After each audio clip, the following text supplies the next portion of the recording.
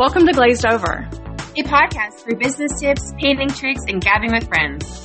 We're your hosts, Amy Williams and Christine Steele, and we're so glad you're here. Hey, Christine. Hi, Amy. How are you today? I am so good. I'm excited to be back, especially this is our first kind of conversation after convention, which is the topic of today's episode. I think the real thing that I would like to talk about is I got to see you in person instead of on a computer, which was I was so nice. I enjoyed that other than like all the other amazing things, but it was so nice to see you. I know. I thought you were just a little rectangle, but it turns out you have legs. You do. Same. And I love that. Like, I was so excited. And we actually, I was joking with one of the girls at the convention. Did you meet anyone that you're like, man, I thought you were kind of taller? Like, cause you see that little computer screen. Am I just the weird one? No. I did say to one of the UK girls, you are so tiny. Dena, actually. But yes, I totally get what you're saying. I love that that's like the first takeaway. I know. I'm so sorry. Today's episode is a good one because we have the executive director of CCSA here, Miss Dena Pearlman, everybody's favorite. Ooh. Everybody knows Dena. Hello, Dena. Hello. How are you? How are you feeling? I'm good. I have a desk loaded full of stuff, of total notes that I have to run through, but I'm here. I'm ready. Yeah. Did you meet anybody at convention that you thought was going to be taller? No. Yeah. I feel like you've got a pretty good grasp on everybody. No, I don't know. No. There was a few shocking things like, that's not what I expected, but it wasn't the tall and short thing. There you go. I think I was that was, the conversation started with Pepper. Pepper's taller than I expected her to be. I don't know why. Her personality is so bright, but like, I feel like she was just taller than I thought when I first met her in person the first time. So that was how the conversation started.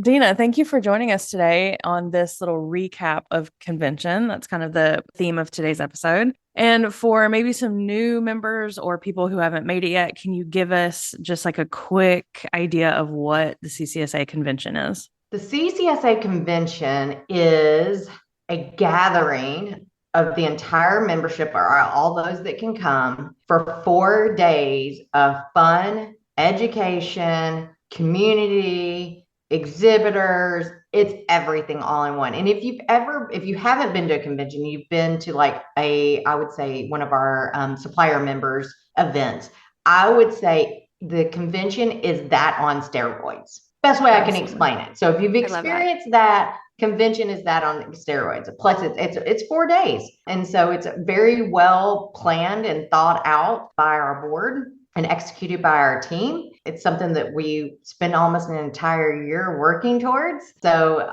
when it's over, we're like, take a deep breath, and then have a few months to do other things and then start planning again come January. But that's what it is. I mean, we offered basically 2 sessions every day of classes, exhibit hall hours every day, a full day of more in-depth learning on Friday, bus tours to see the local studios. There's so much that goes into those 4 days that, one, you're not going to be bored while you're there.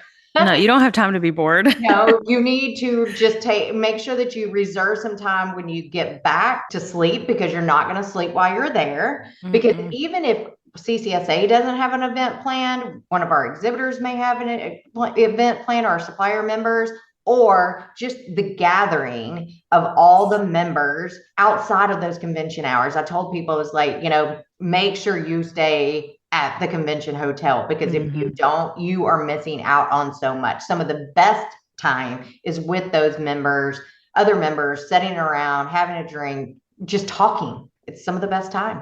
Yeah, those are the spaces where I made the deepest friendships, the easiest too, because it was casual. We had all just been in this class together, and it's nice to come back out and just kind of talk about what you learned and also talk about how business is going. We all work so hard in a vacuum almost, and it's nice to once a year find our pottery buddies and just celebrate, commiserate, be together. Right. And those people only see each other once a year a lot of times. Yeah. And, people that are coming in that have never been before, they're like, oh my gosh, these people, they all know each other and I don't know them.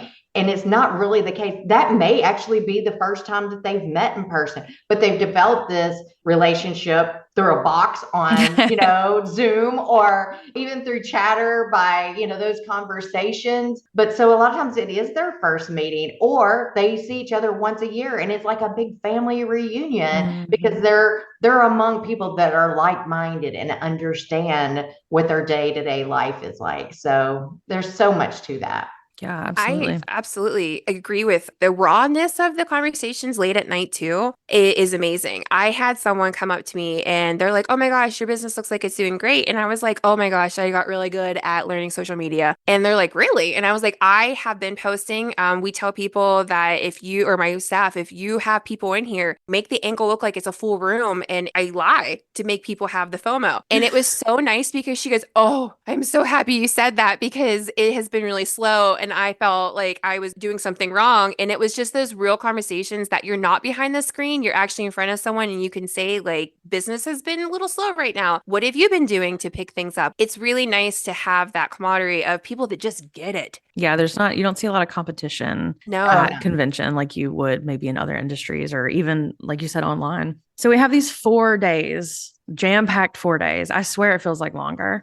Convention is a bit of a formula, right? You have your pre-cons and then you have your regular classes. So can you walk us through that just structurally, and then we can get into maybe day by day and what that looked like? Yeah. So on Fridays, we have pre-con classes. We have 2 sessions. We have a morning session and an afternoon session. And they're in-depth. So they're 3-hour classes, something that you can't get through in an hour and a half. Some of those are hands-on and some of those are business. Then Friday evening, we open the exhibit hall for kind of we call it the member mixer. Not a lot of, I wouldn't say a lot of business going on typically that night. It's just like, oh, what's all the new things? And then they come back the next day and buy. Although this year we had cutters for clay and they sold out of everything they brought on Friday. Oh my gosh, they are so amazing. Yeah, they were amazing. So then Saturday we have exhibit hall hours in the morning, and then we have classes in the afternoon. And that's 2 different sessions of classes in the afternoon there. This year, Mako hosted a Mako happy hour on Saturday evening, which was well received, and everyone was invited and had a great time. They also did this last year. Megan Supple did a session this was on Friday night, back up a little bit. Megan Supple did a session for studio owners and their managers. And this was the second year. It was kind of like thrown together the first year, but this year we were like, hey, let's plan this a little more in advance, if you're willing to do it. And I was not in the session, but I always get rave reviews about it. It's a great place for those managers to come and talk about the issues that they have. But then also the owners that sat over at another table and talk about, like, so how do you manage this, whether it's older, younger, I'm just starting to get into managing people. How do I do that? What are these struggles and stuff? So the owners are having their own conversation of struggles, and then the studio owners are as well. So that's been well received. Hope to continue doing that as well. Then after Mako happy hour, back to Saturday night, we have roundtable discussions, and those are some that we've had years and then not had other years, but it's always a favorite. People love coming in and picking a topic and sitting and talking with others about whether it's challenges or something they're exceeding in. It's not always like, what are you doing because I can't make this work? Sometimes it's like, I have found a solution and I want to share it with y'all. It may work for you. So we have that on Saturday night. Then comes Sunday, we have exhibit hall in the morning. And then we have classes in the afternoon because that's when the exhibitors break down, and then the afternoon, and then classes again on Monday. This year on Saturday, we had a special guest speaker. We had Mark Kangas, who helped CCSA with financial things. He helped actually this year put together our financial survey, which the results with that will be shared here shortly. But he went over those financial survey results during our lunch, and we got our lunch and learn, which was very eye-opening, and a lot of conversations following that among the members of like, how can I do this better? How can I report better? I think it was just eye-opening to everybody. So yeah. But that's our basic layout of the event. Of course, we close out, Monday's 2 more classes and a bus tour. But Sunday night, we also have our big gala. CCSA Board of Directors picks a charity every year. We've tried I think since we were in St. Charles back in 2017 or so, we started choosing a local charity in the community that we were going into. And we did that again this year. And we had some incredible pieces that were donated by our members, which really blows my mind. I'll tell this. So when I got hired back in 2011 and they told me about this gala and that our members make items, bring these items, the members bid on these items and they're taking them. I'm like, but all these people are very talented. Why wouldn't they just make their own? Like, this just doesn't make sense to me. But let me tell you, it is a huge deal. We have some incredibly talented members. Some of them are their staff. Right. Yeah. Items and bring them in. And it is incredible to see how much these items go for. And even the willingness of some to say, I'll reproduce it if they'll pay another $1,200 for this item and stuff. So that's very exciting times for us. I loved that it was all out for everybody to see. I feel like last year it was kind of in a room. You had to go in and like intentionally look. But this year, every time I left the exhibit hall, people were just like crowded around and pointing and, you know, getting their bids in. It's always so nice to see. Yes.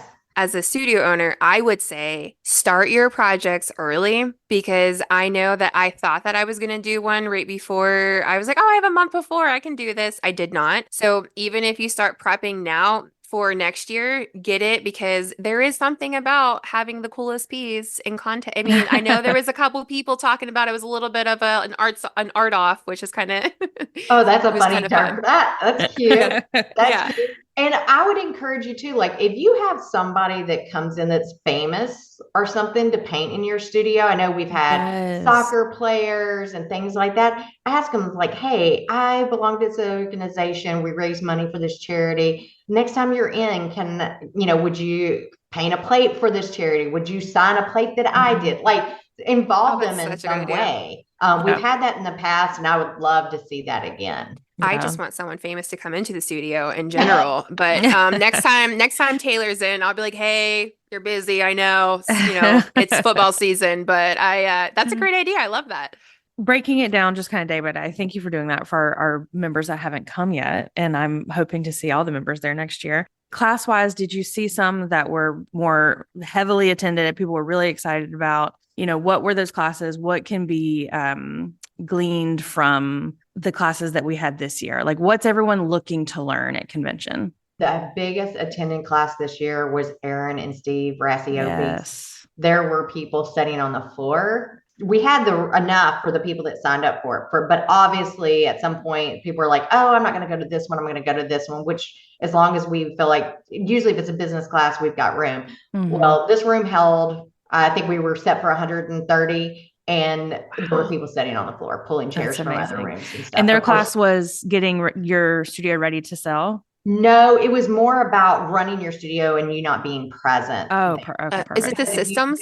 Their story, they don't live where any of their stores are. And so out of necessity, they developed programs over the years to be able to run their businesses. And they have multiple studios and not physically be there every day. They work on their business every day. Absolutely. Yeah. But they're not in their business every day. They have systems in place, and everybody's not as big as they are. They're not working on 9-10 studios or anything like that. But everybody wants to be able to step away from their business and work on their business and not in their business. And so whether you're 10 studios in or you're 1 studio in, the goal, you're still wanting to do the same things. And that's where a lot of people's heads at. It's like, okay, I've gotten into this business. I got into this business to be my own boss and run this and not have it run me. And I think the highest attended all the classes were those type of classes, like that we're going to give them skills or the knowledge to go, okay,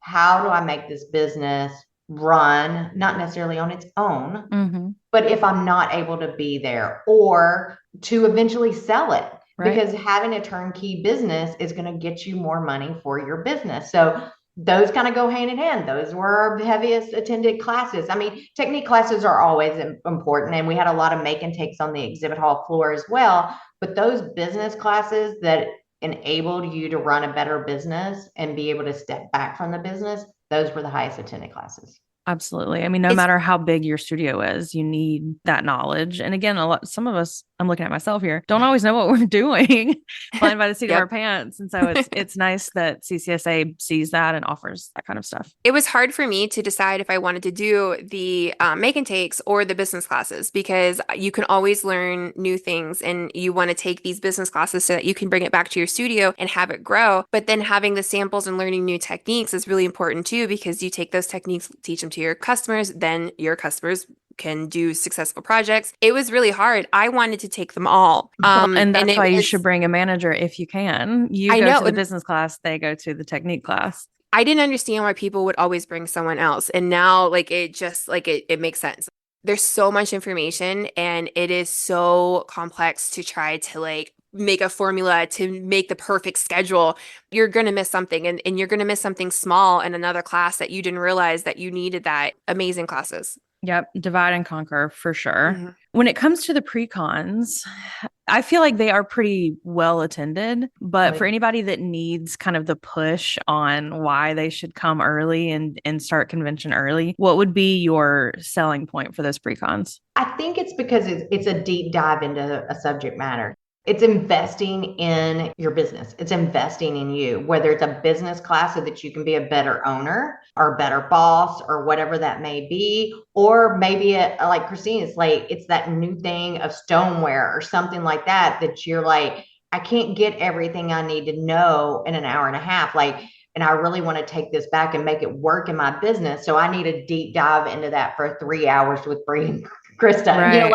I think that's the thing. It's like we have a big variety of things. This year, we had stained glass this year. We had an actual wheel throwing class this year, which were two very new things that we've never done before. And so, if you're like, I really want to bring that in, you're not going to learn that in an hour and a half. You're either going to come and you're going to take that as a deep dive class, or you're going to have to go to some glass company separately somewhere else and take time to go do that, to deep dive into that, to learn so that you can do it efficiently in your business. And so that's the purpose of those classes. And sometimes it's on HR, sometimes it's on social media, because that's a big thing. We do offer hour and a half classes, but it's not getting you in the thick of it. Because it is on that first day, you have an access to these experts that you don't necessarily have as convention goes on, because it does just get busier and busier. So I'm always a fan of the pre-cons. I've seen some incredible ones throughout the years, and I'm always excited to see what the list is when they come out. And speaking of classes, you mentioned the wheel throwing, you mentioned a couple others that were kind of new to convention this year. Can you tell us some of the new ones that you were really excited about and how they went? Yes. Well, because we're seeing such a huge growth in clay, we're like, that's where our members are wanting. They're wanting to know more about clay. How do I bring this into my studio? What's it going to cost me? And so we offered a class like that. It was a learning experience. There was a lot of expenses in it that I didn't plan for, like electricity for 20 wheels. Right. Wow. So it was a learning curve, and when you're on carpet and you're throwing clay, you got to cover that floor. You got to, the convention center's looking and panicking, going, you're going to do what? That's funny. Now I didn't even think about that. In 13 years of okay, it's glazed, it will wash out, whatever. And I got them to calm down off of that. And now I'm bringing in wheels and they're freaking out. But that is something we want to do more of, because we are seeing the growth when we are embracing it. We're seeing studio owners either bring the wheels into their studio or even opening a separate business completely different from their pottery studio. And so we want to embrace that and help in that education there. The stained glass was new. Again, a learning curve. They're like, oh, you're going to use a soldering iron? Oh, they need all this fire protection and all. We had to have the fire department come in. Oh my God. Oh yeah. See, there's so many things that goes into convention that we don't know about. I would love to see next year. We need to have the Office style documentary on pre-convention. I love convention. that. How fun would that be? Because I saw, not to tell any business, I saw Dena in the hallway with hands on hips a couple times talking to people at the hotel. So I would love to be a fly on the wall for those conversations. A documentary, that would be scary. Like a little vlog. I'd pay to watch it. I would too. I would absolutely. For me, I feel the most successful when everybody that attends said, "Oh my gosh, that was awesome," and they don't know of all the things that went on behind the scenes that didn't really go well. Like Yeah. I would be curious of how many hours you guys put into it. And you guys do awesome with the communication afterwards. I get that email right away after my class because you obviously know my brain that I'm going to get delayed if I get it later and be like, I don't know what class I took. So I appreciate that first off. But I would love to be able to show the efforts that you guys put forth for this amazing event for us. You have people who are like, oh, I wish this was and I wish that and maybe we could have, but you don't know what you did already. Like you don't know all the hard work. Like that would be something that I would like to see because it's kind of like, you don't really get to see what mom does for Christmas, but you just know you had an amazing Christmas. And mom might hear, I didn't get this one toy that I really wanted, but mom doesn't hear, thank you for all the other stuff that you did for me. So I feel like this is the moment where I would like to thank mom. Oh, Dena, you're a mom. Yeah. You're a CCSA mom. Thank you. That would be amazing to be able to say like, wow, you put 200 hours combined into this. Like, I can't imagine. Yeah. And to only get 3 months off until you start doing it again. And one of those months being Christmas. It's that's a lot. Imagine doing like summer camp for that long. I would not make it. Good job to the board, by the way. That was our good job to the board is incredible. Like I said, we start planning in January and then having an incredible team. I cannot rave enough about my team. And I'll be honest, like this is probably the first year that like I went to my room one night at 6:45. Oh my God. I was done for the day. I was like, it's never happened. Oh, but awesome. That is, I think that's from me, one, letting go, as we were just having that conversation, me letting go and empowering them to do what I knew they had, their strengths and what they could do. And they blew it out. They blew it out of the water. They did great. And I couldn't have done it without them. So when people start saying like, oh, it was great and this, that, and, like it's not just me and it's not just the board. It is the entire team. It took all of us to get there. And yeah, I couldn't be happier with them. Yeah. And Taylor, Brittany, Amy. Yes. And the volunteers. Yes. Absolutely. And how do you volunteer for this? So prior to convention, you'll start seeing posts from Taylor, emails from Taylor in the newsletter asking for volunteers. She uses an online thing. She sets all the sessions that she needs somebody, and then you just go in and sign up and then show up where it says. And this year, she even did an incredible video, a training video. So if you were going to be doing the registration desk or selling golden tickets, like she did a video and you could watch it before you ever got there. Oh my gosh. So that you knew what you were supposed to be doing when you got there. It wasn't the unknown of like, I volunteered, but I don't know what I'm doing, That's amazing. Yeah, she did that and she's incredible. Wow. And if you were to volunteer, like how much time do you think volunteers give as a whole? We have some people that sign up for every spot just about like every day, and it over and over again. But there's spots that are just an hour long and there's some spots that are 2 hour long, or maybe you're going to work the auction, just the closing of the tables. So the time varies. And again, you pick what interests you or what you're willing to give up. Rarely do we have anything like during class times for our volunteers because we want you to be in class. We do have, a lot of it's like registration desks before classes start or during exhibit hours and then we have people that come in for those longer shifts or like Amy Handy, like she's a former studio owner. She's still relevant and active in the industry because she's our editor also. So she comes to convention and she volunteers all of her time. So she works our booth. She works the registration desk. She's very familiar with the auction. So she can kind of control that. And Taylor's good at assigning those. Last year, my daughter lived in Reno where our convention was. So she actually came and got a schedule for her and Denise Callan. And the baby came, right? Yeah. Another old studio owner was like, she's like, you're in my hometown. I want to volunteer. So like she even came and stayed at the hotel and ditched her husband and kids for 3 days. Because she got to see people and interact with people, even though she doesn't have her studio anymore. So And like Teddy Wright came this year. Teddy last year retired. And so it was good to see her again. Or was that last year or the year before? I think it was the year before, but a few years ago she retired. And it's great to see her. Yeah, there was another former studio owner in St. Louis area that actually came to the dinner auction, and she was a volunteer Nice. the last time, but now she has a full-time job. So Oh, this that's year she awesome. came back for the dinner auction. It was a great opportunity Yeah, to. and that's such a testament to like the people you meet at convention and the industry and the friends that you make and the relationships. That's really Mhm. beautiful. It's really nice for new members to volunteer too, because it's a great way to be exposed to all of these beautiful faces that you're getting to meet. They're remembering your face because you help them. So it is something that, I mean, if you're shy, first off, I don't know if there's a lot of people in our industry that are shy, but they're out there that if you're afraid to talk to new people, it's a great opportunity for that. So next year, if you are questioning on coming and you want to get a ticket, volunteer, meet lots of people. Yep. Exactly.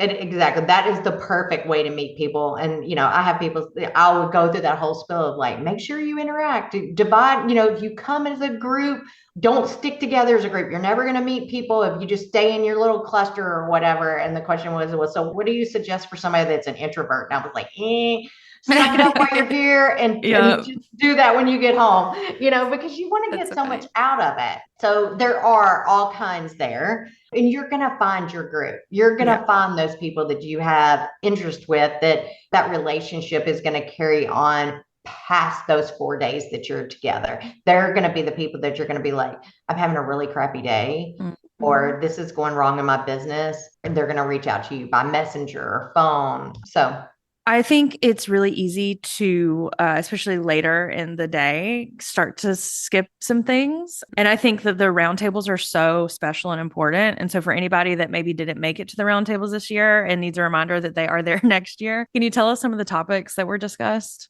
oh my goodness. Staffing, planning events. There was a table for, we didn't have a topic for this, but what did they call themselves? The oldies or whatever. Yeah, The people that have been in that's business 20 plus years, because those people, their issues and stuff are different than somebody that's been in Right. business for 5 years. So there was things on summer kids camp, after school programs. I mean, there was 15 different topics, and then some were added on as people got in there and said, oh, I'd like to talk about this. And we got those topics from our members. We had posts on chatters like, hey, we're planning this out. What do y'all want to talk about?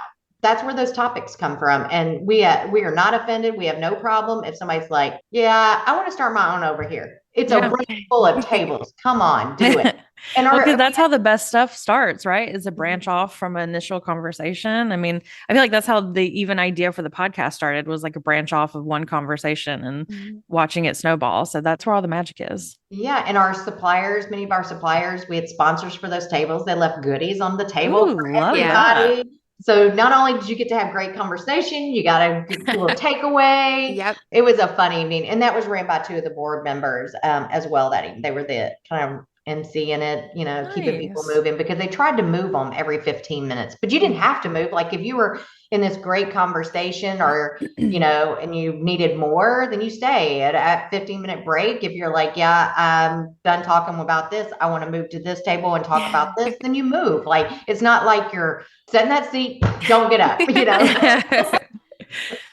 I found that my competitive heart that I've talked about a couple times on this podcast kicked in when we were sitting in the events table and they were just kind of like, "Oh, what do you do for this and that?" And I was like, "I'm so sorry. Let's have like a little bit of a plan. Let's like each Mhm. person, I'm like, tell me your three things that you do for events." And it was kind of nice to like I definitely was like the parent in the you're just spouting out different things. I'm like, let's have a little bit of it. Like So yeah. you were the host of the roundtable. Is that what Um you're saying, Christine? well, I don't want to say dictator. The something that is in go was very like, okay, next person. Like everybody has so many beautiful items or ideas and events and stuff. Like I want to hear from everyone. So then the next one I did, I absolutely did the same thing where I'm like, if you have questions, like let's go around the table. So I'm so sorry for those people that sat with me, I guess is what this moment is. I'm sorry.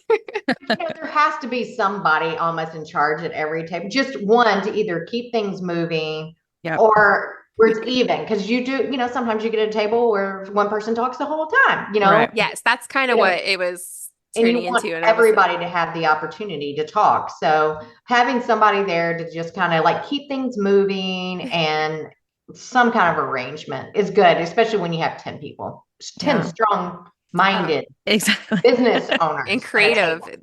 Yeah. Let's talk about the exhibit hall for a bit. And maybe the exhibit hall is amazing. It is a bit overwhelming right when you walk in.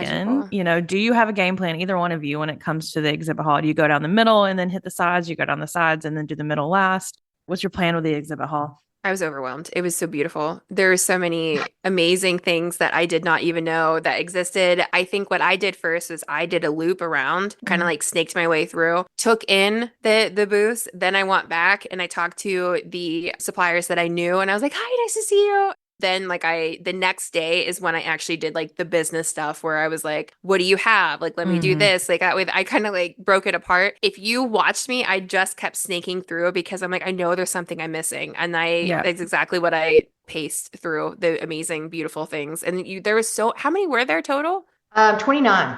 29, Wow. 29 amazing people to show up, suppliers to show you what they have. And a lot of them had discounts. And it was just personally the other suggestion that if you have not been to convention that I would recommend is start a little, like, you know how they have like the Christmas fund or the Christmas savings? Do that for convention where not only to get your ticket and like your hotel and but also there's so many awesome discounts. I wish that I would have been saving money so that I could buy all the discounts. Like I'll put all, Mhm. because if some of them you spend more, you get more. So I would say put like $200 a month. So that way then you can just spend on supplies after convention for all those beautiful discounts that they're so gracious to offer us. Well, that leads us a pretty nice segue into the Convention Savings Club, Dina, if you want to talk about that and when that starts and what that looks That like. actually starts in January. You'll start seeing marketing pieces for that in December, but you'll be able to sign up as of January 1. This was originally started, I don't know, probably 8 or 9 years ago, because we kept hearing when it came convention was time, it's like, oh, I don't have the money Mhm. because I have to buy my ticket, I have to buy a plane ticket, I have to pay for hotel. So it's like, so how can we alleviate all that at one time? So we started doing where you can pay for your ticket over a 5 month period of time. I know that really helps if you're bringing people along with you, because you Absolutely. can Yeah. buy their tickets as well.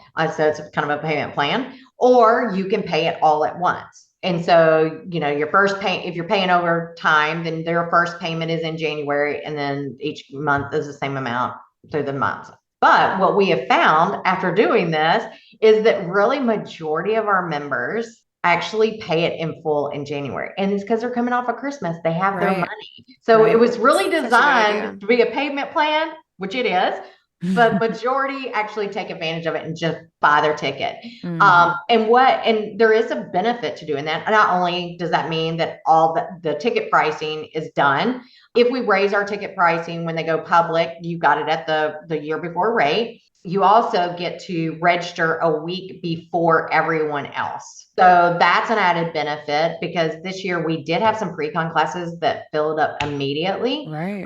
because like the wheel class was limited to 20 people. The glass class was limited in the number of people, just because you can only have so many wheels, you can only have so many soldering irons, and managing all that. So that's an added bonus as well. So just few things there, but you may want to plan that as well. And when you're seeing that money flow in from Christmas, say, okay, I'm allocating X amount so I can go ahead and do my tickets. If you just register yourself then, or buy your ticket then, and then later on you decide to add a staff member, you can do that, or you can buy them Oh, all at the nice. same time. Yeah, I mean, CCSA makes it easy for you to come to this because we Yeah. want you to come to this. Yes, absolutely. And our exhibitors, I mean, our suppliers pay a lot of money to come to convention. Their drayage and their setup and all that it costs them a lot of money. So they want to see your smiling faces in their booth. I know I mentioned there was 29 exhibitors. So there was 29 exhibitors, but there were 55 booths. So that tells you that some of the suppliers took a lot of space. And when they have a lot of space, that means they brought in a lot of product.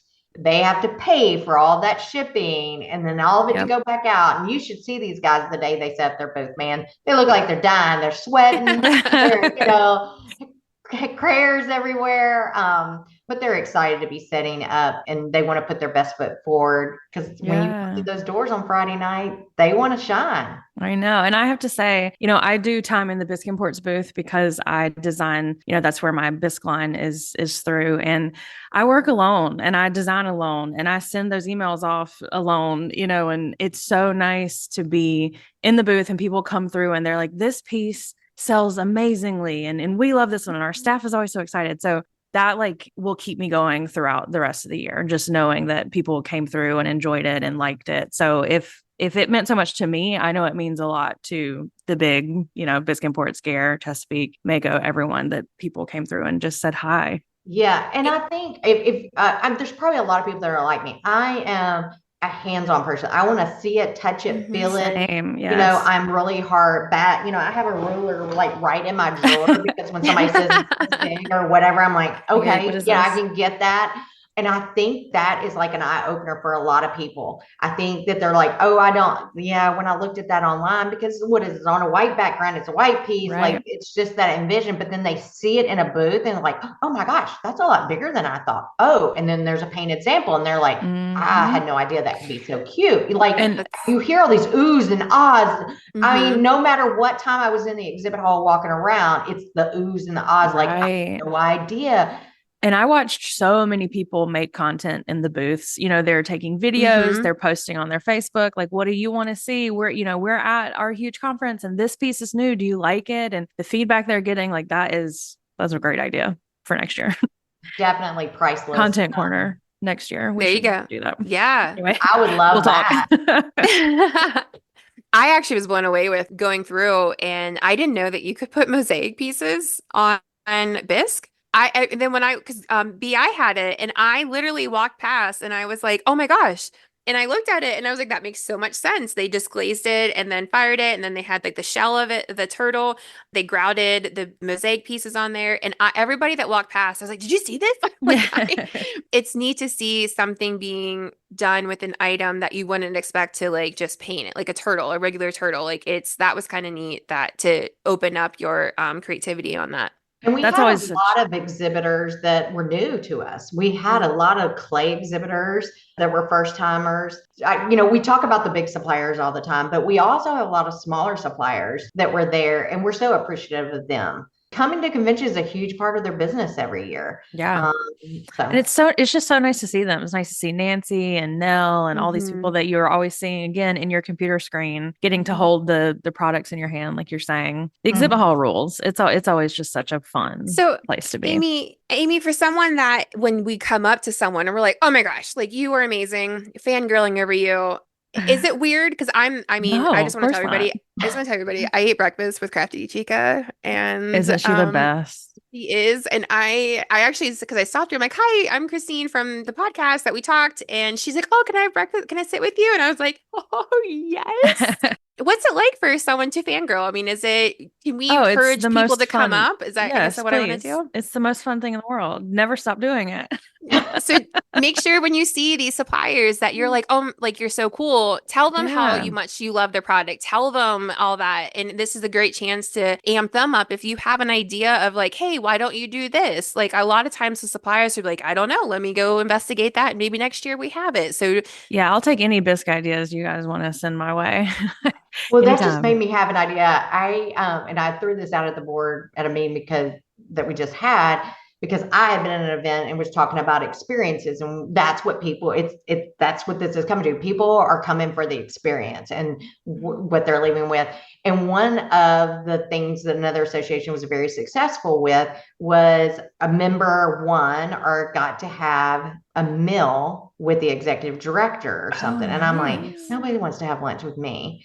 Or whatever. I'm like, and then I'm like, okay, can it be a part of our auction? And it's an auction to all thing. But then by that time, lunch has already happened. But now I'm like, could we convince Amy and Crafty Chica to have lunch with somebody? Hey, yes. Oh my gosh, that'd be so fun. I would love that. I would, instead of like, what do they call it? Where they're like auctioning off like a date or something. I would lunch definitely like, yeah, something that like I just would like Amy to stand up there on the runway and just like, and have everyone like bid Dina, I support this 100%, and I would absolutely have coffee with you too, Dina. Like I would just like I would have Oh you guys yeah. all just sitting around me. I'm like, I'm just cool. It's a cool table. Like I'm fine with that.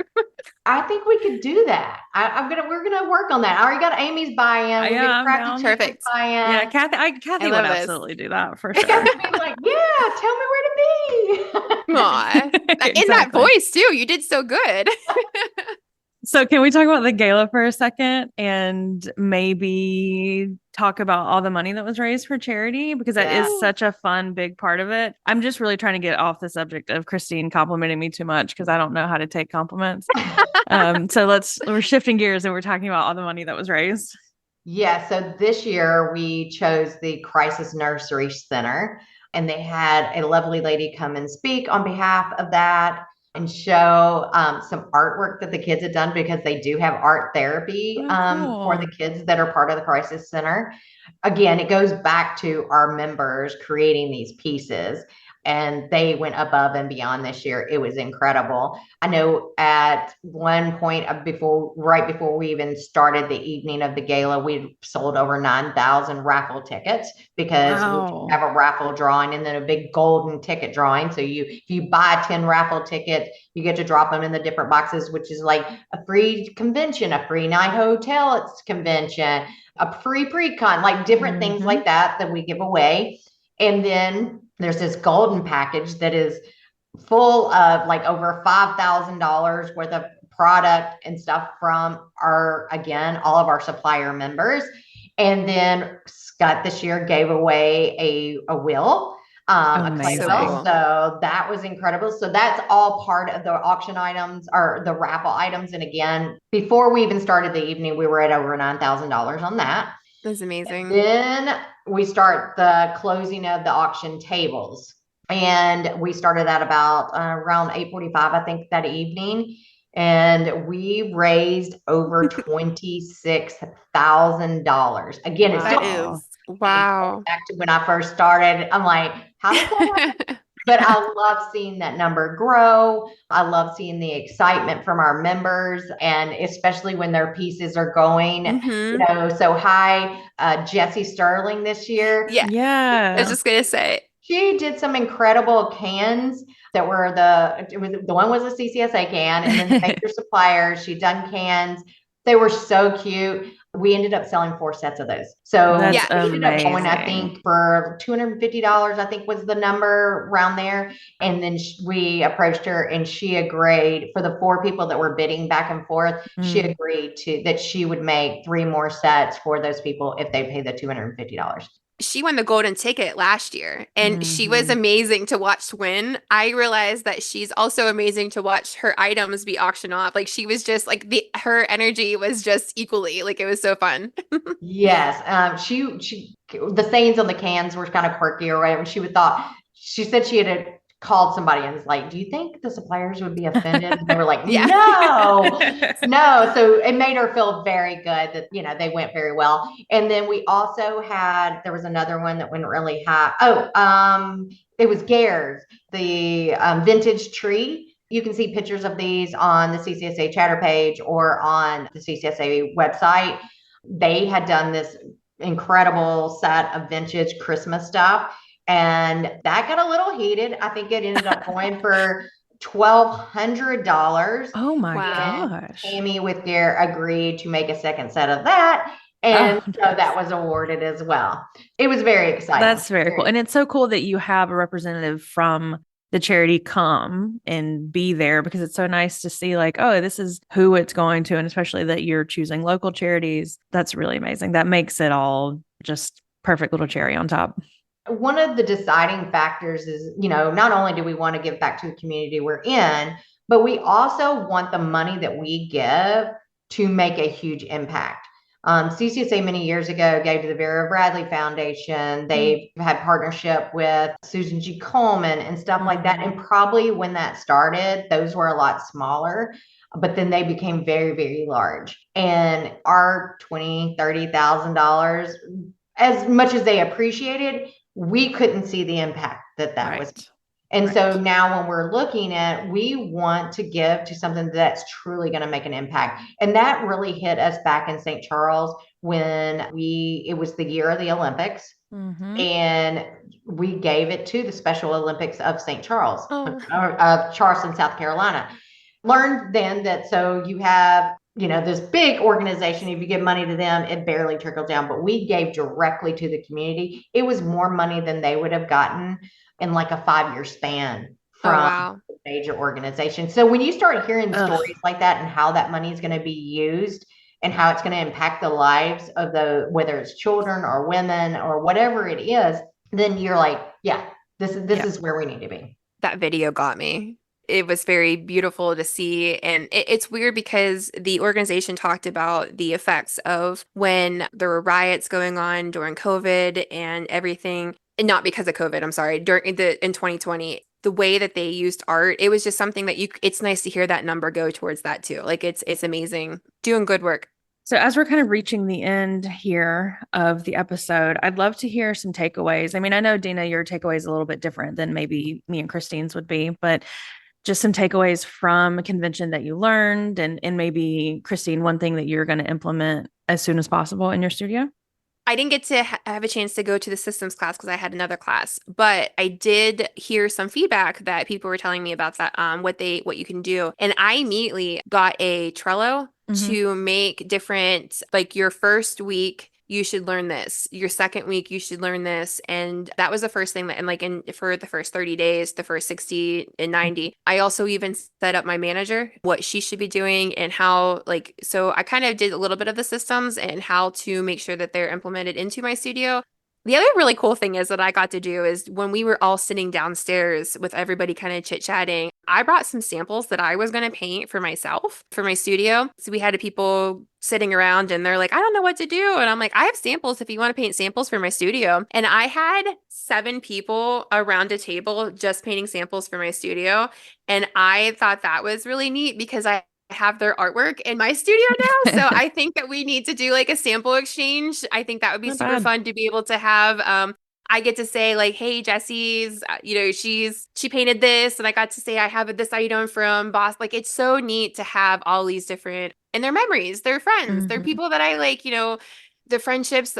That was definitely something that I took I am very lucky. I created a little group with the 3 other ladies that I walked around with a lot. So that way then we had like a little bit of a mastermind group. They're very like-hearted and similar theories on how to do business. So it's nice to have those little minds that I can just kind of pick when I need. And then the samples that I did have, other than other people painted them, the ones that I can't wait to put them on the floor there was discussions about events that I immediately are getting ready to schedule. So there's just so much. I think that the hardest thing is that I did take during the new member mixer, the advice of make sure you wrote down like little journal entry at the end of the day so that you remember the things you want to do. I still haven't even been through most of the pages. So there's so much. You got to do it. You can't let it sit there and have this idea, because I have the philosophy of if you're not doing something that you want to, you're giving away money. And do you not like money? Don't give it away. Just do it. No, that's great. I absolutely agree with bringing a notebook. That's always my biggest piece of advice for people. And I know I'm not in a traditional studio setting anymore. No one really comes in and paints with me, but I'm really looking forward to implementing what Jen taught in her class about Chat GPT, Jen Myers, if you were not there, talking about like AI, using it in your store. And that also leads me to ask a logistics question, Dena. When does everybody get a hold of the convention handouts?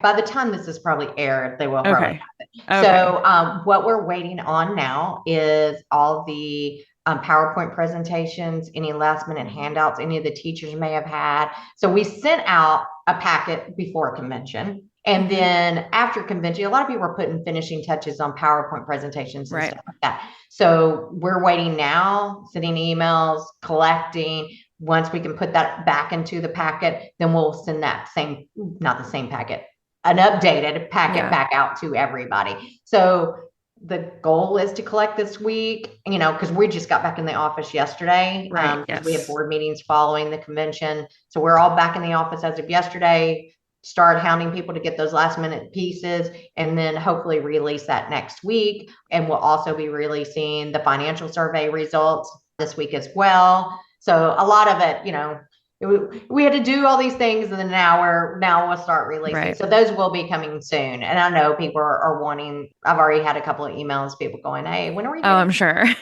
Yeah, Aw. I'm sure your but emails never rest. no. Well, what about you, Dana? I know, it's different for you. You put the whole thing on, but what's something that you learned this year that maybe you'll take into next year? You know what? I'll tell you one thing I really liked.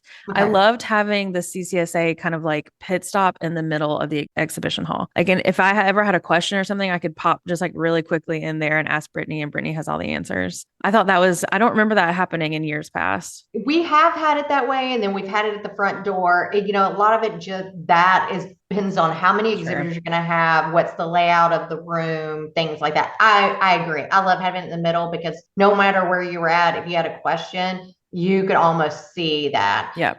the booth. And when we go back to talking about the exhibit hall, we're not so large that you're ever going to miss anything. There's not a bad place on the exhibit hall floor. And I would encourage everybody, if you never come before or you went this year and you didn't do this, stop at every single booth. You don't know what you don't know. And Yeah. they could have a prime product for you. They could have a great service for you. And you may not need it today, but you may need it next year. And they're your contact. Forging those relationships, even when you don't need their product right now, I think that's a great thing. I would say entrusting my team again, Yeah. that is probably one of my biggest takeaways because that it created for me a better experience at convention. I think it created a better experience for our attendees. I haven't gotten survey results back yet. I haven't started those, so there may be something like, yeah, well, we won't do that again. That I come across.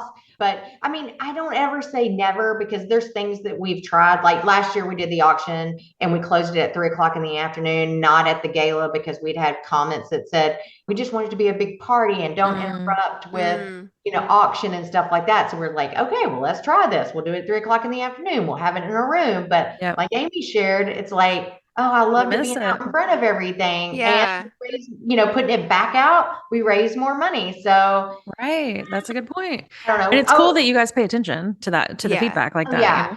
I'm not a gamer. So the theme this year, this would be my one takeaway.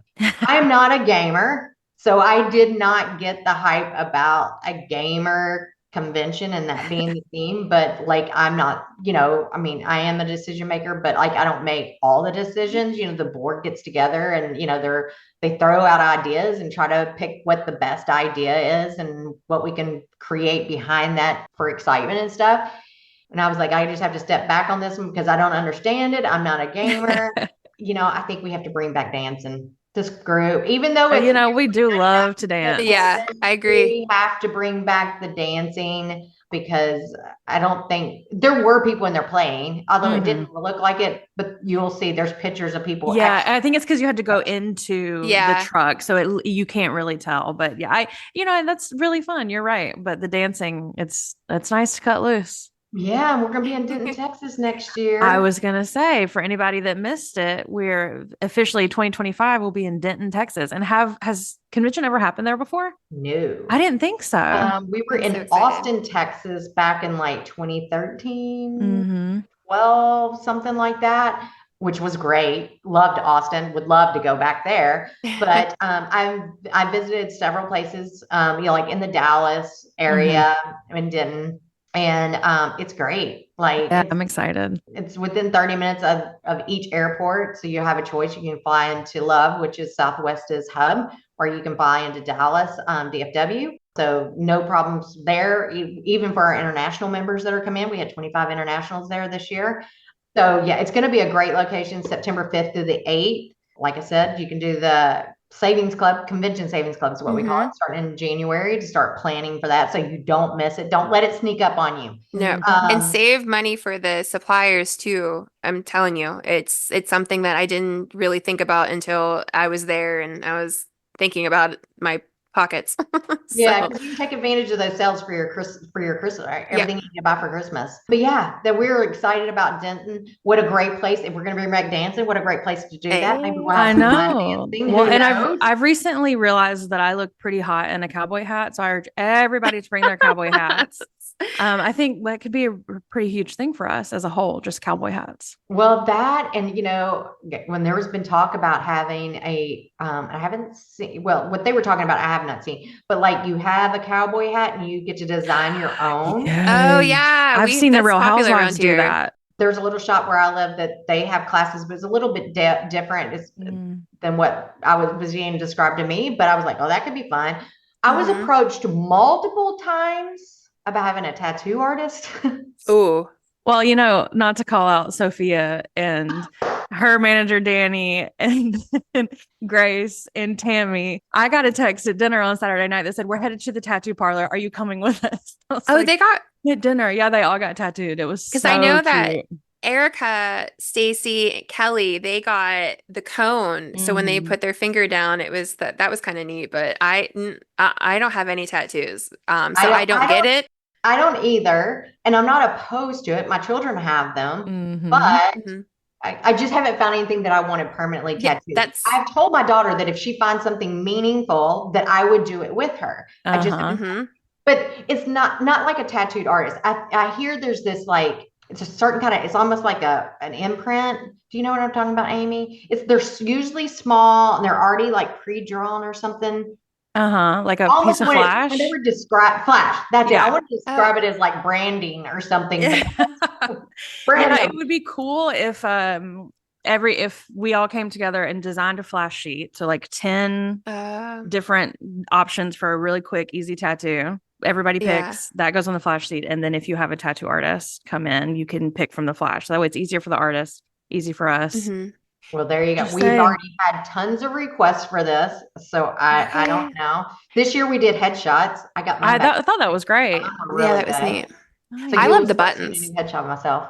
Yeah, the buttons were great. I really appreciate that was really cool because again, I got to go through. I'm like, oh, I remember this person. Like that was I really appreciated. I think that I would love to continue the buttons for next year too because I'm getting ready to. I already have a design for a new one, so. Well, I would say all in all, pretty great convention. So thank you so much, Dena, for all the work that you and the team put in. Yes, and thank you for coming in today and chatting with us about it. Fresh off convention. I know you're exhausted. Yes. Thank you for having me. It's an exciting time. When you come off of it, you're like, oh, but you still like to talk about it and, hear other people's view of it and what they enjoyed and what they want more of, less of. We love hearing from our members. It's the best. Amy, I forgot to tell you. Oh my gosh, I got a little bit of fangirled from the podcast. Oh yeah. Oh nice. Oh, I did. Yeah. Yes. A lot of people came up and said they were enjoying the podcast. So that was amazing to hear. Thank you all so much. I was talking to somebody in line and they were like, your voice. I know that voice. Yeah. And I gotta tell you, I just looked at her and I started giggling because I couldn't say anything else. So it was so sorry. I just squirreled that information, but thank you for the ones that came up to me because I feel like I am somebody that doesn't know a lot of people quite yet. So it was really neat to have some people come up to me and say thank you for listening. And thank you. That was all. Sorry, Dena, I didn't mean to interrupt you. If I did, I just got really excited and forgot to mention this. So thank you for that. Perfect example of putting a name with a face and a voice for in your exactly. Well, that is perfect ending to this. Thank you guys so much for listening. We are recently on Apple Podcasts, so make sure that you are listening there if that's your app of choice. And leave a review. Leave a review, of course. A good one. And yeah, please be nice. And we'll see y'all in the next one. Thanks, guys. Bye. Glazed Over is brought to you by the CCSA, the Contemporary Ceramic Studios Association. Thank you to our moderators, Amy Williams and Christine Steele. Intro and outro music by Scott Lester. Executive production by Louise Blazucki.